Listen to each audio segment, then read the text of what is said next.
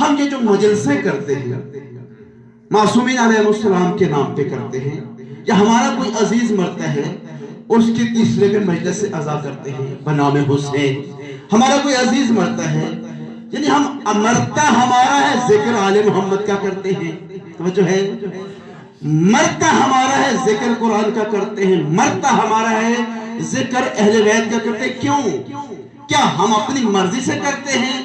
کیا ہمیں شوق ہے کہ جس کا دل آئے اس کا ذکر کر؟ تو نہ میرے عزیزو، ایسی بات نہیں ہے، بلکہ خداوند کریم نے خود ارشاد فرمایا ہے قُلْ لَا أَسْأَلُكُمْ عَلَيْهِ أَجْرًا إِلَّا الْمَوَدَّةَ فِي الْقُرْبَى، کہ میرا حبیب ان سے کہہ دو، میں عرض کر چکا عزیزان گرامی، ہماری یہ مجالس در حقیقت بارگاہ پیغمبر میں حق کے اجر رسالت ادا کرنے کی کوشش کا اظہار ہے، اور یہاں اپنی مرضی سے نہیں کر رہے، خدا نے مانگا ہے، خدا نے مطالبہ کیا ہے کہ میرا حبیب قُلْ لَا أَسْأَلُكُمْ عَلَيْهِ أَجْرًا إِلَّا الْمَوَدَّةَ فِي الْقُرْبَى، میرا حبیب ان سے کہہ دو کہ میں تم سے کوئی بھی اجر رسالت کا مطالبہ نہیں کرتا سوائے اس کے کہ قرابت داران نبوت، قرابت داران رسالت سے محبت کرو۔ توجہ ہے، تو میرا ساتھ دیجئے، گھبرا کے نہ بیٹھیے، صلوات پڑھے بر محمد وآل محمد۔ آپ کے ذوق کے لیے عرض کرتا چلوں، کسی شاعر نے بھی کیا خوب کہا ہے کہ زاہد تیری نماز کو میرا سلام ہے، توجہ ہے، کہ زاہد تیری نماز کو میرا سلام ہے، مگر یاد رکھ بے حب اہل بیت عبادت حرام ہے۔ لہذا یہ اہل بیت کی محبت، اہل بیت کی مودت تقاضا اجر رسالت ہے، اس کے بغیر ہماری کوئی عبادت قبول ہے ہی نہیں ہے۔ لہذا یہی وجہ ہے عزیزان گرامی، اللہ کے اسی حکم کی روشنی میں، اسی حکم کی بنا پر ہماری ہر خوشی آل محمد کی خوشی سے وابستہ ہے، ہمارا ہر غم آل محمد کے غموں سے وابستہ ہے، اس لیے کہ جب وہ خوش ہوتے تو ہم بھی خوش ہو جاتے ہیں، جب ان کے گھر میں دکھ ہوتا ہے تو ہم بھی غمزدہ ہو جاتے ہیں۔ کیوں؟ اس لیے کہ چھٹے امام حضرت امام جعفر صادق علیہ السلام صلوات آواز بلند، مولا یہ فرماتے ہیں کہ شیعتنا خلقوا من فاضل طینتنا، ہمارے شیعوں کو ہماری بچی ہوئی طینت سے خالق کیا گیا ہے، وَأُوجِنُوا بِنُورِ وِلَایَتِنَا، اور ان کا خمیر ہماری ولایت کے نور سے گوندا گیا ہے۔ تو جو ہے یعنی ان کی خلقت ہماری بچی ہوئی طینت سے ہے، اور ان کے خمیر میں ہماری ولایت کا نور موجود ہے، اور جس کا اثر یہ ہے کہ یفرحون بفرحنا ویحزنون بحزننا، جب ہم خوش ہوتے ہیں تو وہ بھی خوش ہو جاتے ہیں، جب ہم غمزدہ ہو جاتے ہوتے ہیں تو وہ بھی غمزدہ ہوتے ہیں، کیونکہ ہمارا خمیر ایک ہے، ہماری طینت ایک ہے، ہماری اصل ایک ہے۔ صلوات پڑھنا محمد وآل محمد۔ تو آج ہم دنیا کو یہ بتانا چاہتے ہیں کہ عزیزو ہم مجلسوں میں کرتے کیا ہیں؟ عزیزو وہ زمانہ گزر گیا کہ جب چار دیواری کے اندر بیٹھ کے لوگ فیصلہ کر دیتے تھے کہ شیعہ مجلسوں میں یہ کرتے ہیں، یہ کرتے ہیں۔ آج سنیں، پوری دنیا میں ہماری مجلسیں لائیو چل رہی ہیں، ہم بتا رہے ہیں ہم کیا کرتے ہیں، ہم بتا رہے ہیں کہ ہم ان مجلسوں میں کرتے کیا ہیں۔ ہم ان مجلسوں میں یا تو کتاب کا ذکر کرتے ہیں یا وارث کتاب کا ذکر کرتے ہیں، توجہ ہے، ہم اس مجلسوں میں قرآن کی بات کرتے ہیں، یہ سامت قرآن کی، سامت قرآن کی بات کرتے ہیں، اور ناطق قرآن کی بات کرتے ہیں۔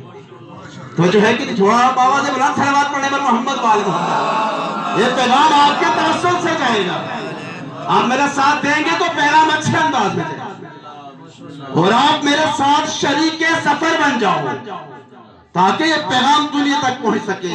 عزیزوں میں یہ عرض کر رہا ہوں کہ ہم اپنی پہلی بات یہ عرض کر چکے کہ مجلسیں کرتے کیوں ہیں؟ اس لیے کرتے ہیں کہ خدا کا تقاضا ہے کہ محبت کرو اہل بیت سے، اس لیے ہم مجلس کر کے اہل بیت سے محبت کا اظہار کرتے ہیں۔ اور مجلس میں کرتے کیا ہیں؟ یا قرآن بیان کرتے ہیں یا ناطق قرآن بیان کرتے ہیں یا کتاب کا ذکر کرتے ہیں، یوں عرض کروں، یا کتاب کی بات کرتے ہیں یا وارث کتاب کی بات کرتے ہیں، کسی اور کی بات کرتے ہی نہیں ہے، اور کسی اور کی بات کرے تو کرے گی کیوں؟ اللہ کے رسول نے ہمیں لوارث تو نہیں چھوڑا ہے۔ کسی اور کی بات وہ کرے جو بے سہارے ہوں، اللہ کے رسول نے ہمیں دو سہارے دیے ہوئے ہیں، ایک ہاتھ میں کتاب کا دامن تھمایا ہے اور دوسرے ہاتھ میں اہل بیت کا دامن تھمایا ہے۔ ہمیں ادھر ادھر کی بات کریں تو کریں کیوں؟ ہمیں ضرورت ہی کیا ہے عزیزو؟ خود پیغمبر فرما گئے ہیں کہ انی تارک فیکم الثقلین کتاب اللہ اطراتی اہل بیتی ما ان تمسکتم بہما لن تضلوا بعدی۔ کہ میری امت کون ہے؟ امت رسول کی، حضور کس سے مخاطب ہے؟ عالم ارواح سے مخاطب نہیں ہے، پتھروں سے مخاطب نہیں ہے، بزم میں بیٹھنے والوں سے مخاطب ہے۔ ذرا بتاؤ کون بیٹھا ہوا ہے بزم میں؟ پیغمبر میں امت بیٹھی ہوئی ہے۔ تو جو ہے یہ امت اصحاب رسول کی شکل میں بیٹھی ہوئی ہے، تو جو ہے امت کے شکل میں بیٹھی ہوئی ہے، اصحاب رسول کی شکل میں، اور رسول یہ بتا رہے ہیں کہ اے میرے چاہنے والوں، اے میری محبت کا دم بھرنے والوں، اے میرا کلمہ پڑھنے والوں، میں جا رہا ہوں تو میں بے سہارا چھوڑ کے نہیں جا رہا، تو میں قرآن کا سہارا دے کے جا رہا ہوں، تو میں اپنی اہل بیت کا سہارا دے کے جا رہا ہوں۔ تو جو ہے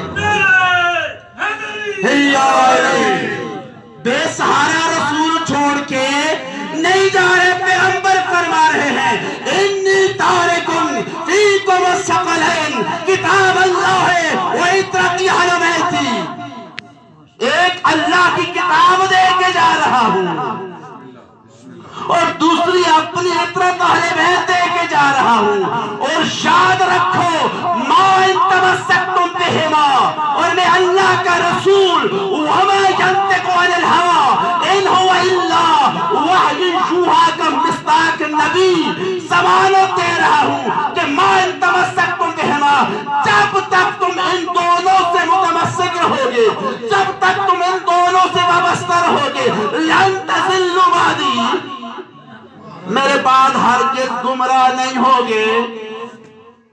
صلوات پڑھے بر محمد واجب پانی چل رہا ما ان تمسکتم بہما ما ان تمسکتم بہما لن تضلوا، کب؟ جب تک تم ان دونوں کے دامن سے وابستہ رہو گے۔ لیکن یاد رکھو دونوں میں سے کسی ایک کا دامن بھی تمہارے ہاتھ سے چھوٹ گیا تو پھر تمہاری نجات کی کوئی گارنٹی نہیں ہے، کوئی ضمانت نہیں ہے۔ اس تمہاری نجات مشروط ہے قرآن و اہل بیت کے ساتھ وابستگی ہو تو۔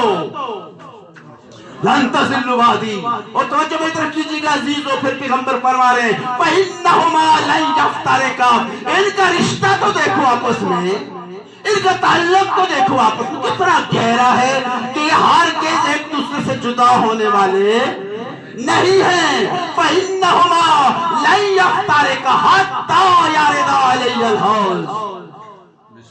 کوئی بات سمجھ میں ہے تو بسم اللہ جماعت لیجیے گا ذرا۔ جہاں تک کہ یہ دونوں حوض کوثر پہ میرے پاس وارد ہو جائیں، لہذا یہ تمہیں چھوڑیں گے نہیں، جس طرح یہ آئے گی میرے پاس، اسی طرح جو ان سے وابستہ ہوگا وہ ساتھ لے کر میرے پاس آئے گی، لیکن جو ان کو چھوڑ دے گا تو پھر وہ گر جائے گا، وہ ڈوب جائے گا۔ لیکن اگر ان کو تھامے رکھو گے تو یہ دونوں تمہیں گرنے نہیں دیں گے۔ فَإِنَّهُمَا لَن يَفْتَرِقَا حَتَّى يَرِدَ عَلَيَّ الْحَوْض۔ عزیزان گرامی، چشم فلک نے یہ مناظر بھی محفوظ کر رکھے ہیں کہ دنیا نے ہزار کوشش کی ہے قرآن کو اہل بیت سے جدا کیا جائے، کبھی تو قرآن کے پاروں کو نیزوں پہ بلند کیا، تو جو ہے کبھی قرآن کے پاروں کو نیزوں پہ بلند کیا اور کبھی اہل بیت کے پاروں کو نیزوں پہ بلند کیا، مگر نہ ہی قرآن کے پارے نیزوں پہ بلند ہو کے اہل بیت سے جدا ہو سکے اور نہ ہی اہل بیت کے پارے نیزوں پہ بلند ہو کے قرآن سے جدا ہو سکے؟ چشم فلک گواہ ہے اس بات کی، یہاں تک کہ چشم فلک نے یہ منظر بھی دیکھا کہ اہل بیت نے نوکے سنا پہ سوار ہو کے قرآن پڑھ کے دنیا والوں کو بتایا، ارے او دنیا والوں، تم ہمارے سروں کو ہمارے تنوں سے جدا تو کر سکتے ہو، مگر ہم اہل بیت کو قرآن سے جدا نہیں کر سکتے ہو۔ میں ارشاد ہے کہ ان الذین یؤذون اللہ ورسولہ، وہ لوگ جو اللہ کو تکلیف دیتے ہیں، اللہ کے رسول کو تکلیف دیتے ہیں، وہ لوگ جو اللہ کو ستاتے ہیں، اللہ کے رسول کو ستاتے ہیں، ان کے لیے خدا فرماتا ہے کہ لعنہم اللہ، ان پر اللہ کی لعنت ہے۔ توجہ ہے، لعنت ہم بھیجتے ہیں نا تو یہ لعنت ہم اپنی مرضی سے نہیں بھیجتے، یہ سنت پروردگار ہے۔ لعنہم اللہ فی الدنیا والآخرہ، وہ دنیا میں بھی لعنتی ہیں اور توجہ ہے عزیزوں گھبرائے نہیں، دنیا کے سامنے میں بیٹھا ہوں، میں جواب دے ہوں گا انشاءاللہ، کوئی غیر ذمہ دار بات ہم نہیں کرتے، قرآن سے ہر بات ہوگی، اور کوئی کمزور بات انشاءاللہ ہم دنیا کو نہیں دیں گے۔ ویسے بھی 2-3 سالوں سے تو یہ موضوع ایسا اوپن ہوا ہے کہ بی بی کا نام آتا ہے تو دنیا ہل جاتی ہے۔ بی بی کے نام میں طاقت تو دیکھیے، یہ بھی تو عظمت بی بی ہے عزیزو۔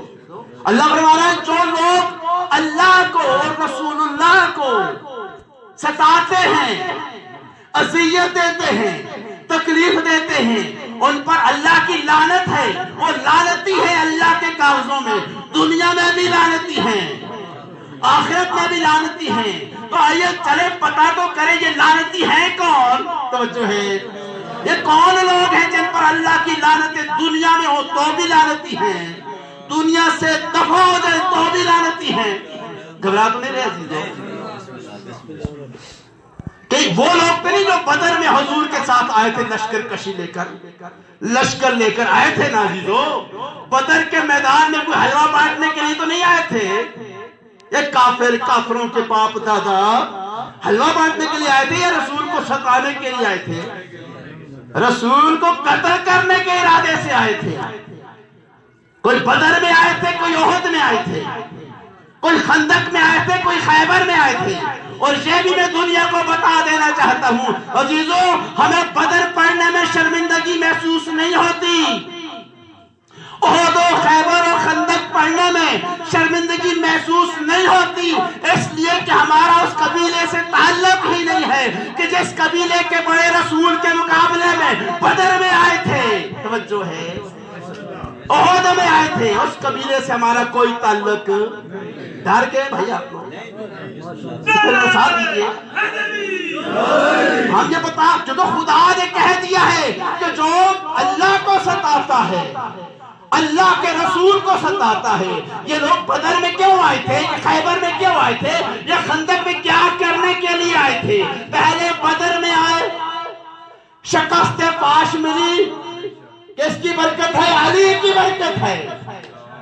عزیزو ہمارا اس قبیلے سے تعلق ہی نہیں ہے، جس قبیلے کے بڑے کبھی بدر میں حضور کو قتل کرنے کے لیے آتے ہیں، کبھی احد میں آتے ہیں، جب شکست نصیب ہوتی ہے یہودیوں کو ساتھ ملا کر، توجہ، جس طرح کال خندق میں اپنی شکست تسلیم کر کے یہودیوں کو ساتھ ملا لیا، آج بھی وہی ہو رہا ہے، وہی تو ہو رہا ہے۔ ذرا دیکھیے چشمے پر اپنی نگاہ کھول کے دیکھیے کائنات میں ہو کیا رہا ہے، دنیا کدھر جا رہی ہے، بغض علی میں جمع ہو رہی ہے دنیا، خندق میں یہودیوں کو بھی لے آئے لیکن پھر بھی شکست، خیبر میں بھی شکست، کون دے رہا ہے شکست؟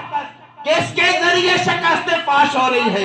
اتنا تو طے ہے نا عزیزوں، ہمارا اس قبیلے سے کوئی تعلق نہیں ہے، جس کے بڑے پیغمبر کے مقابلے میں آتے تھے، علی کے مقابلے میں آتے تھے، ادھر سے جو بھی کیا ہے نا وہ وہی ہمارا امام ہے، ہمارا اس قبیلے سے تعلق ہے، جس قبیلے کا رہبر و پیشوا کبھی نبی کے مقابلے میں نہیں آیا بلکہ ہر وقت نبی کے ساتھ ساتھ رہا ہے۔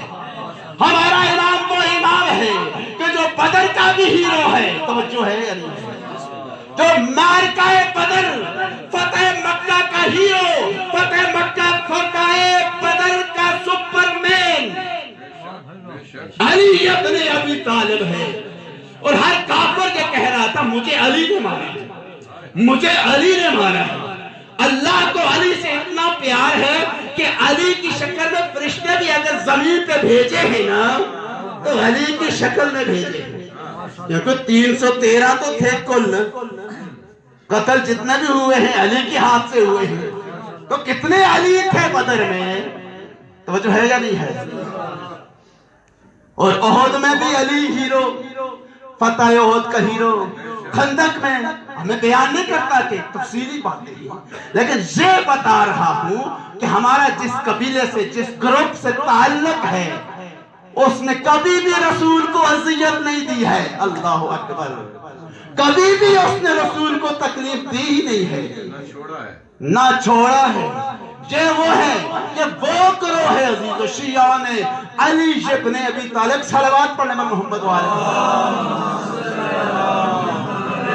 ہمیں اس بات سے ہچکچاہٹ محسوس نہیں ہوتی ہے، تاریخ کے دامن میں حقائق موجود ہیں، مگر ہم گھبراتے نہیں، اس لیے کہ ہمارا تعلق کسی ایسے سے جڑتا ہی نہیں جا کے، چاہے شرمندگی ہو چاہے ندامت ہو، ہیں ایسے لوگ، مگر یہ بدر بھی معرکہ ہے، احد بھی معرکہ ہے، خیبر بھی معرکہ ہے، خندق بھی معرکہ ہے، فتح مکہ بھی معرکہ ہے، ہر معرکے کا ہیرو ہمارا امام ہے، ہر معرکے کی فتح مولا علی کے ہاتھوں ذوالفقار کی برکت سے ہے۔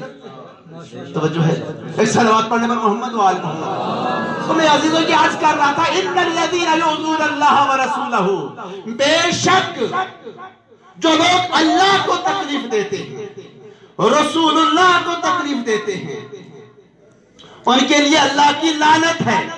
آیت پڑھی ہے، روایت نہیں پڑھی، کوئی یہ نہ سمجھے کہ یہ شیعوں کی روایت ہے، کوئی یہ نہ سمجھے کہ یہ ضعیف روایت، نو، روایت ہے ہی نہیں ہے، یہ آیت ہے، اور آیت بھی ایسی ہے کہ کوئی یہ نہ سمجھے کہ منسوخ ہے، اس لیے کہ آیت اس مقام پہ آئی ہے جہاں درود والی آیت موجود ہے، اگر درود قیامت تک چلے گا تو لعنت بھی قیامت تک چلے گی، تو جو ہے لعنت بھی چلے گی۔ تو پر عزیزان گرامی، اگر یہ بات ہے کہ خدا یہ فرما رہا ہے کہ جو انسان، جو بشر اللہ اور اس کے رسول کو اذیت پہنچاتا ہے، دیکھ یؤذون، عزیزوں مضارع کا صیغہ آیا ہے، یعنی جب بھی، ماضی میں، حال میں، جب بھی اللہ اور اس کے رسول کو جو بندہ تکلیف دے گا، ایذا دے گا، اس کے لیے لعنت ہی لعنت ہے، لعنہم اللہ، اللہ کی لعنت ہے، چاہے وہ دنیا میں ہو تب بھی لعنتی ہے،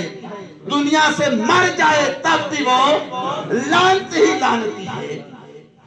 ابھی میں نے عرض کیا کہ پیغمبر کے مقابلے میں جو بھی آیا حضور کو ستانے ہی آیا، ستانے ہی آیا، تکلیف دینے ہی آیا، اذیت، پھر مانو نہ کہ بدر میں جو حضور کے مقابلے میں آئے وہ بھی لعنتی، توجہ، جو احد میں آئے وہ بھی لعنتی، جو خیبر میں آئے وہ بھی لعنتی، جو خندق میں آئے حضور کے مقابلے میں، جب بھی آئے، جس روپ میں آئے قرآن کی نظر میں وہ لعنتی ہے، وہ لعنت اللہ علیہ ہے، رحمت اللہ نہیں ہے۔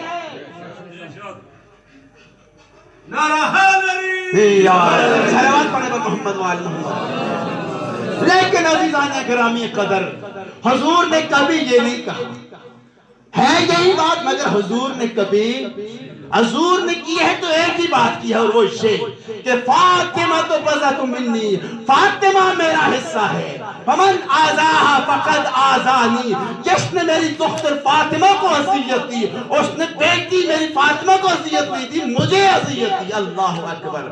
اور پیغمبر نے اعلان بھی کر دیا، وہ جو قرآن میں لعنت چھپی ہوئی ہے، پیغمبر یہ بتا رہے اس کا مصداق کون ہے، اس کا مستحق کون ہے تو وہ بھی مستحق بدر والے، خیبر والے، احد والے، خندق والے، مگر اصل مصداق وہ ہے جو میری بیٹی کو اذیت دے گا۔ فاطمہ تو بضعۃ منی، فاطمہ میرا ٹکڑا ہے، میرے جگر کا ٹکڑا نہیں ہے، میرا ٹکڑا ہے۔ یوں تو ہر بیٹی اپنے باپ کے جگر کا ٹکڑا ہوتی ہے، مگر فاطمہ پیغمبر کی رسالت کا ٹکڑا ہے۔ فاطمہ تو بضعۃ منی، فاطمہ بزے رسول ہے، فاطمہ بزے نبوت ہے۔ پیغمبر کیا فرما رہے ہیں؟ میں رسول ہوں، فاطمہ میری رسالت کا ٹکڑا ہے، میں نبی ہوں، فاطمہ میری نبوت کا ٹکڑا ہے، میں صادق ہوں، فاطمہ میری صداقت کا ٹکڑا ہے، میں امین ہوں، فاطمہ میری امانت کا ٹکڑا ہے، جو کچھ میں ہوں۔ توجہ ہے، ہر اعتبار سے شریک کار رسالت و نبوت ہے فاطمہ۔ یہ مزیق نسبت عیسیٰ عزیز اور سہ نسبت حضرت زہرا عزیز۔ علامہ فرماتے ہیں مریم کو عزت کی ایک نسبت حاصل ہے کہ وہ عیسیٰ معصوم کی ماں ہے، اور فاطمہ کو اس طرح کی ایک نہیں 3 نسبتیں حاصل ہیں، اور سہ نسبت حضرت زہرا عزیز وہ 3 نسبتیں عزت کی رکھتی ہیں۔ کون کون سی؟ نور چشم رحمت للعالمین، وہ بیٹی ہے تو رحمت للعالمین کی بیٹی ہیں، اس کی شان یہ ہے نور چشم رحمت للعالمین، امام اولین و آخرین، اس کی شان یہ ہے کہ وہ اولین و آخرین کا امام ہے۔ بانو تاجدار حلتا مرتضی مشکل کشا شیر خدا۔ تو جو ہے علامہ فرماتے ہیں کہ وہ بیوی ہے تو اس کی ہے بانویاں تاجدار حلتا مرتضی مشکل کشا۔ وہ مرتضی بھی ہے، ہمارا بنایا وہ مرتضی نہیں، اللہ کا مرتضی ہے، مشکل کشا شیر خدا ہے۔ مادر مرکز پرکار عشق، مادر مرکز پرکار عشق۔ عزیز یاد رکھو، جب بات عشق کی آئے نا تو پھر اپنی عاشقیوں معشوقیوں کو ذہن میں نہ لو۔ عشق وہ ہے جو خدا سے ہو، حقیقی معشوق اللہ کی ذات ہے، اور جہاں بات عشق کی ہو رہی ہے مرکز مادر مرکز پرکار عشق، یہ اس کی ماں ہے کہ جو عشق کے مرکز کا نقطہ مرکزی ہے۔ مادر کاروان سالار عشق، حسین کی طرف اشارہ ہے۔ اور پھر آگرہ جو جملہ کہا ہے علامہ نے، بڑا ہی قیمتی جملہ ہے۔ اللہ جانے عزیزوں، مجھے نہیں پتا ہے کہ علامہ اقبال کے دل میں بی بی کی کتنی معرفت تھی، کتنی عظمت تھی کہ اس نے ایک جملہ کہہ دیا۔ یہ حاصل کلام ہے پوری نظم کا۔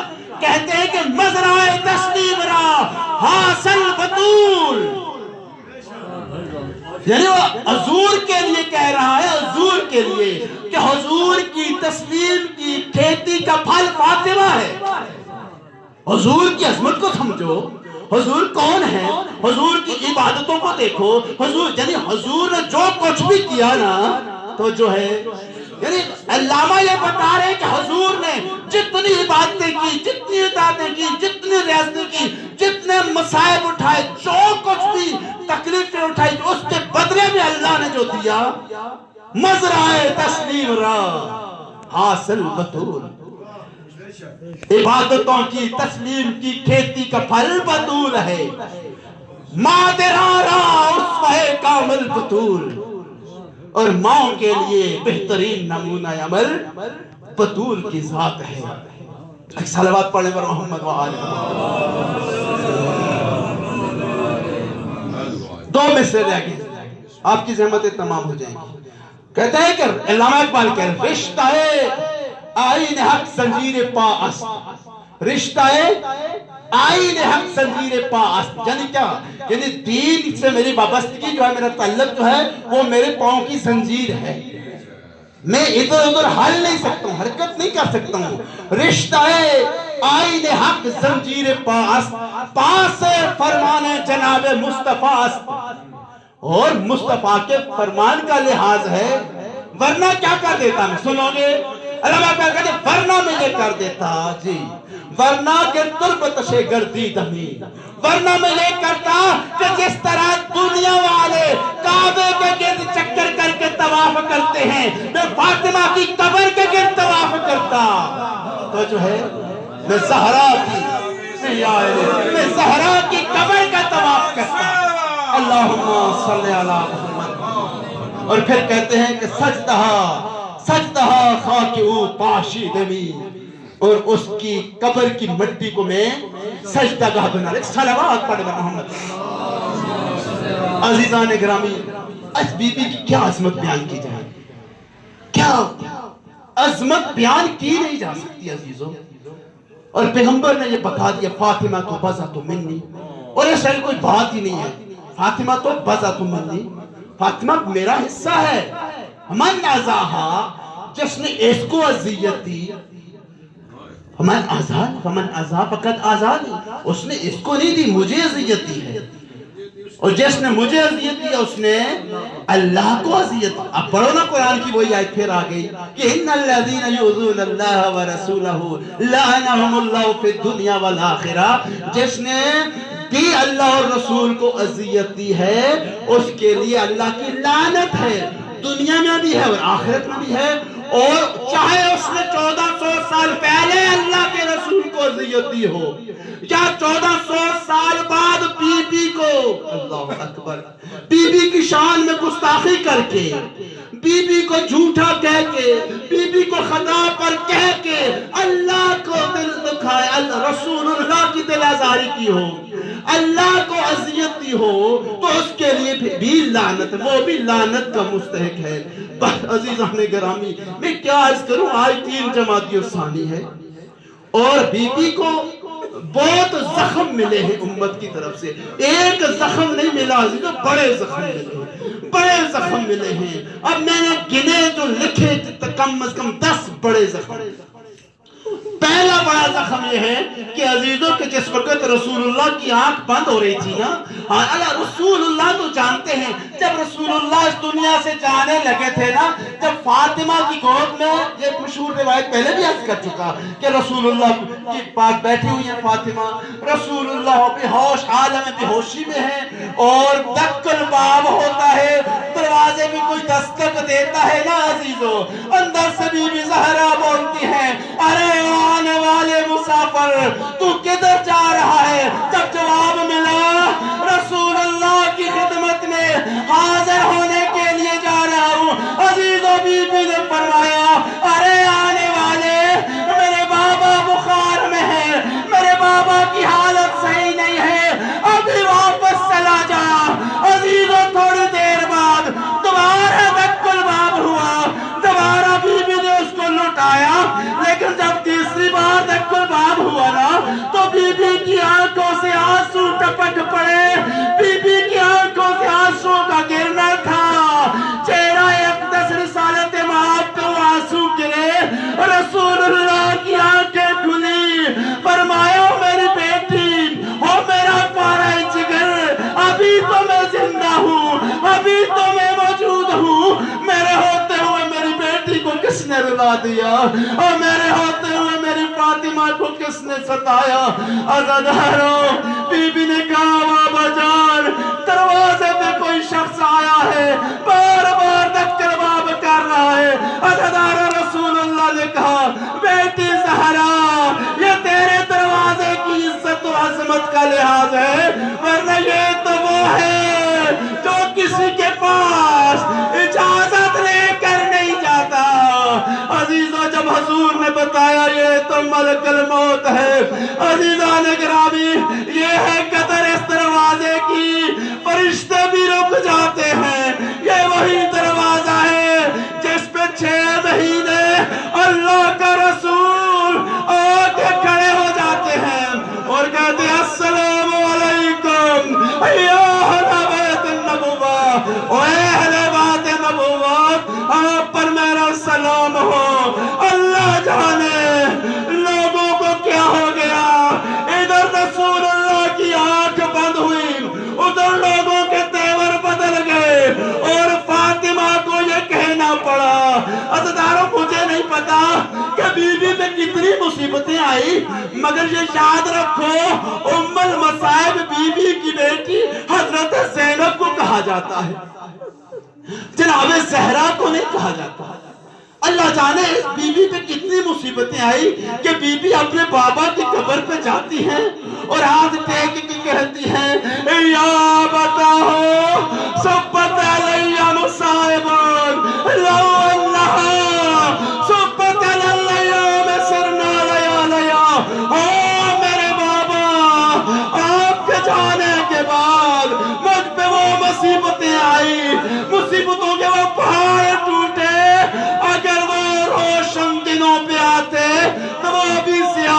ہاتھوں میں بدل جاتے. اللہ جانے بی بی پہ کیا کیا ظلم و ستم ہوئے.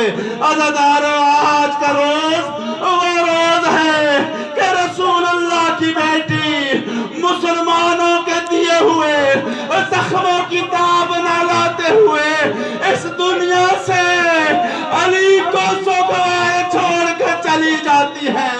اپنے حسن و حسین عزادار چھوٹے بچوں والی جو ماں ہوتی ہے نا وہ کبھی یہ نہیں چاہتی کہ میں مر جاؤں میرے بچے یتیم ہو جائے. مگر عزاداروں بی بی کو اتنا ستایا کہ بی بی اپنے مرنے کی دعا کر رہی ہے. عزاداران مظلوم کربلا کون کون سی مصیبت کا ذکر کروں, بی بی کو دیے گئے کس کس زخم کا ذکر کروں. عزیزو رحلت رسول کے بعد بی بی کو پہلا زخم امت کی طرف سے یہ ملا کہ بی بی کے پاس سے بی بی کے مزاروں کو بھگا دیا گیا اور بارے فدق پہ قبضہ کر دیا گیا. اور دوسرا زخم یہ ملا بی بی کو دربار میں جانا پڑا اپنے حق کے مطالبے کے لیے. تیسرا زخم یہ ملا کہ بی بی کو خالی لٹا دیا گیا. چوتھا زخم یہ ملا کہ بی بی کے دروازے پر مسلمان حملہ کر کے آئے اور وہ کہہ رہے ہیں کہ علی کو باہر نکالو ورنہ اس گھر کو آگ لگا دیں گے. عزاداروں اندر سے رسول اللہ کی دختر نے کہا آئے مسلمانوں تمہیں شرم نہیں آتی, یہ دختر رسول کا گھر ہے, یہاں پہ حسنین ہے, رسول اللہ کی بیٹیاں ہیں. کہنے والے نے کہا ہمیں اس سے کوئی غرض نہیں ہے, دروازہ کھولو ورنہ آگ لگا دیں گے. عزاداروں صرف دھمکی نہ تھی مگر دروازے کو آگ بھی لگا دی. دروازے پہ لکڑیاں جمع ہو گئی اور آگ کے شعلے بلند ہونا شروع ہوئے. عزاداروں اسی عالم میں رسول اللہ کی بیٹی دروازے کے پیچھے آتی ہیں اور پکار کے کہتی ہیں کچھ تو حیا کرو اور میرے بابا کا کلمہ پڑھنے والوں کچھ اس گھر کا حیا تو کرو. عزاداروں کسی نے اس جلتے ہوئے دروازے پہ اس انداز سے لات ماری کہ چلتا ہوا دروازہ پہلو فاطمہ پہ گرا. فاطمہ کا پہلو زخمی ہو گیا. فاطمہ پکار کے کہہ رہی ہے او اسماء او فضا او میرا محسن شہید ہو گیا. عزاداروں ادھر بی بی کا پہلو بھی زخمی ہے, ادھر بی بی کا محسن بھی شہید ہو گیا. لیکن بی بی نے کیا دیکھا کہ لوگ علی کی گردن میں رسیاں ڈال کے گھسیٹ کے لے جا رہے ہیں. عزاداروں جب بی بی نے دیکھا کہ علی کو لوگ لے کر جا رہے ہیں تو بی بی کو پہلو کا درد بھول گیا, محسن بھول گیا. بی بی دوڑتی ہوئی گئی اور علی کو پکڑ کے کہتی ہے مسلمانوں علی کو خبردار نہ لے کے جاؤ. عزاداروں ایک ہاتھ بی بی کا علی کے ہاتھ پہ ہے. عزاداروں ایک ملعون نے ایک ایسا تازیانہ مارا, روایت یہ کہتی ہے وہ تازیانہ لگنے کے بعد بی بی ہاتھ میں تسبیح نہ پکڑ سکتی. عزاداروں کتنا مسائل پڑھوں میں بس اتنا کرتا چلوں کہ آگر آ گیا وہ وقت کہ جب بی بی اس دنیا سے پردہ کر گئی.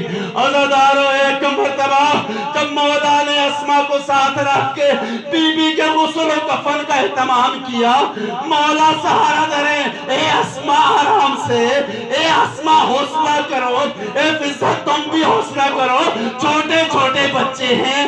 عزاداروں اللہ جانے کیا ہوا غسل کے دوران میرے مولا کی ایک ایسی چیخ بلند ہوئی. سوال کرنے والوں نے سوال کیا مولا آپ تو ہمیں منع کر رہے ہیں, آپ کو کس شے نے رلایا؟ کہا زہرا کی پسلیاں ٹوٹی ہوئی ہیں مگر زہرا نے مجھے بتایا بھی نہیں. نہیں ہے۔ عزادارو بی بی کا جنازہ تیار ہو گیا، رکھا بلاؤ زینب کو، بلاؤ کلثوم کو، بلاؤ حسن و حسین کو، آ کے اپنی ماں کا آخری دیدار کر لے۔ عزادارو سارے بچے آئے، نہ آیا تو غریب کربلا۔ عزادارو حسین کونے پہ کھڑے ہیں، حسن ماں کے پاس ہے، زینب و کلثوم ماں کے پاس ہے۔ عزادارو حسین کہتے ہیں کہ جب تک میری ماں مجھے بلائے گی نہیں، میں اپنی ماں کے پاس نہیں جاؤں گا۔ عزادارو ادھر حسین کھڑے ہیں اور ادھر بندے کفن ٹوٹتے ہیں۔ آؤ میرا غریب کربلا حسین۔ الا لعنت اللہ علی القوم الظالمین وسيعلم الذين ظلموا أي منقلب ينقلبون۔ الہی بحق محمد و آل محمد۔